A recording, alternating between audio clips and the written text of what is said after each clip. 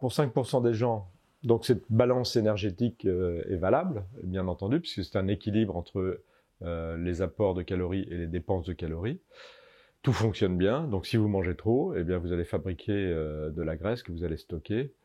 Et évidemment, côté dépenses, vous ne dépensez pas assez d'énergie, vous êtes trop sédentaire, eh bien un peu d'activité physique va augmenter votre dépense énergétique et vous allez régler le problème. Pour 95% d'entre nous, donc cette théorie de la balance énergétique ne convient pas parce que on est dans des problèmes de fonctionnement. Fonctionnement, ça veut dire que quelque chose se passe mal dans le circuit. Vous pouvez manger parfaitement normalement et ce que vous mangez va être mal utilisé. Et de la même manière, vous avez une activité physique normale, vous avez une dépense énergétique normale, et bien si ça fonctionne mal, vous pouvez toujours augmenter cette dépense énergétique, vous allez vous fatiguer et peut-être prendre des risques pour votre santé et ça ne changera absolument rien au problème.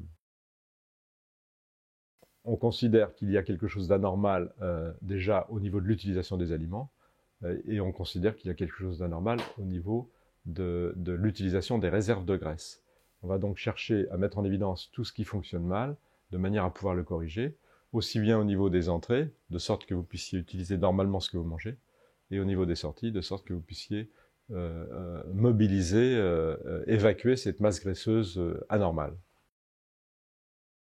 Vous avez probablement fait tout un tas de régimes comme tout le monde, et vous avez eu tout un tas d'échecs, et il va falloir oublier ça.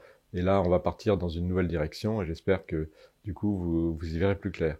Les régimes ne servent à rien, il faut le dire et il faut le répéter. On n'a jamais trouvé de solution définitive avec un régime restrictif. Et d'ailleurs, il y a quelques années, il y a eu un rapport a été commandé par les services de l'État sur les régimes, et il était piloté par le professeur Jean-Michel Le Cerf de l'Institut Pasteur de Lille.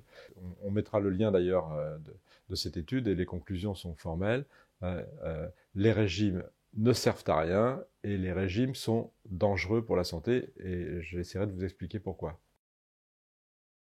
Il va falloir aussi essayer de ne plus penser au mot maigrir et plutôt le remplacer par le mot mincir. Il faut, comme je viens de vous le dire, oublier les dictats de la maigreur, les dictats de la restriction. C'est frustrant, ça aboutit toujours à des échecs, donc il faut oublier tout ça.